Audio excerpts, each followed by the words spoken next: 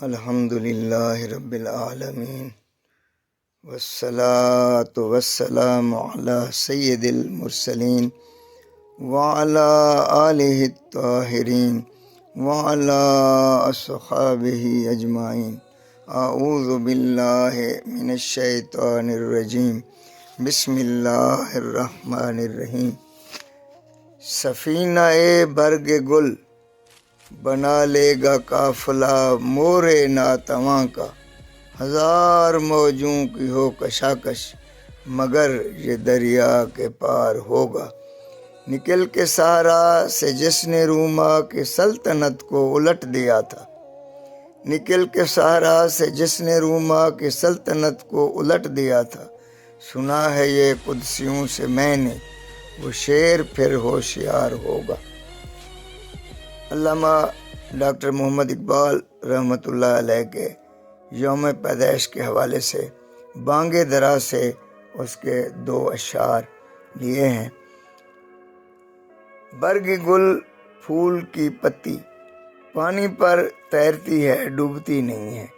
تو پانی پر تیرنے والی کمزور ترین چیز، وہ کہتے ہیں اگر اس کو چونٹیاں اس پر بیٹھ جائیں تو وہ ایک قافلہ بنا کر چل پڑے تو وہ پانی پر تیرتی رہے گی، وہ پتی ان کو اٹھا لے گی، ڈوبے گی نہیں، حتیٰ کہ چونٹیوں کو لے کر ایک نہ ایک دن دریا کے پار اتر جائے گی۔ یہاں اتحاد امت، اتحاد انسانیت کی ضرورت پر دنیا میں ایسی مثال دینا ناممکن تھا، مگر اقبال نے اس کو ممکن بنایا۔ ہم مسلمان یا مجموعی حیثیت سے دیکھیں، اگر ظلم و جبر کے طوفان سے نکلنے کی ٹھان لیں تو پہلے مرحلے میں انہیں اتحاد کی ضرورت ہے۔ مل کر ایک قافلہ بنے، پھر اسباب جمع کریں، تو اسباب ان کے پاس جو بھی موجود ہیں جمع کریں اور پھر طوفان کے موجوں سے ٹکرا جائیں، تو یہ ممکن نہیں ہے کہ ظلم و جبر کے دریا سے بعافیت پار نہ اتر جائیں۔ ظلم و جبر کے اس دریا کو عبور کرنے کے لیے بہت سے صبر آزما مراحل سے گزرنا تو ہوگا، بہت سے طوفانوں سے لڑنا تو ہوگا، بربریت کی بہت سی موجوں سے ٹکرانا تو پڑے گا، بہت سے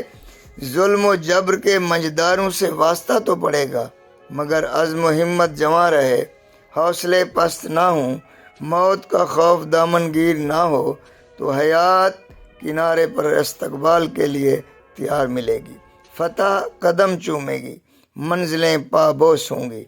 اس کی مثال کے طور پر پھر دوسرا شعر ہے کہ نکل کے صحرا سے جس نے روما کی سلطنت کو الٹ دیا تھا، سنا ہے یہ قدسیوں سے میں نے، وہ شیر پھر ہوشیار ہوگا۔ تو حضرت عمر رضی اللہ تعالی عنہ کے دور میں عرب کے سارا نشونوں نے روم جیسی عظیم سلطنت کو فتح کر لیا تھا۔ وہ ایک واقعہ بھی ہے اور ایک تمثیل بھی ہے کہ جب کبھی محمد عربی صلی اللہ علیہ وآلہ وسلم کے غلام سر ہتھیلی پر رکھ کر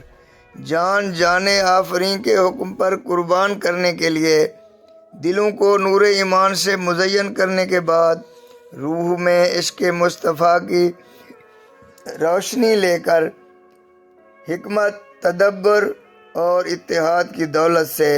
سرشار ہو کر اللہ تعالیٰ کے نام کی سربلندی کے لیے قدم بڑھائیں گے تو اللہ تعالیٰ کی رحمت انہیں اپنے آغوش میں لے لے گی، فتح اور نصرت ان کا استقبال کرے گی۔ اسی لیے علامہ اقبال رحمۃ اللہ علیہ فرماتے ہیں، مجھے اس بات پر اتنا یقین ہے جیسے یہ خوشخبری میں نے فرشتوں سے سنی ہو کہ اور یہ خوشخبری اپنی قوم کو دے رہا ہوں کہ اس امت کے شیر موت کے گھاٹ نہیں اتر گئے ہیں بلکہ سوئے ہوئے ہیں، انہیں جگانے کی ضرورت ہے، اور ان کے جاگنے کی نوید بہت پختہ ہے کہ ضرور جاگیں گے، اور مسلمانوں کے لیے نہیں بلکہ پوری دنیا کے مظلوموں کو ظلم و جبر اور استحصال و بربریت سے نجات دلائیں گے انشاءاللہ۔ والسلام۔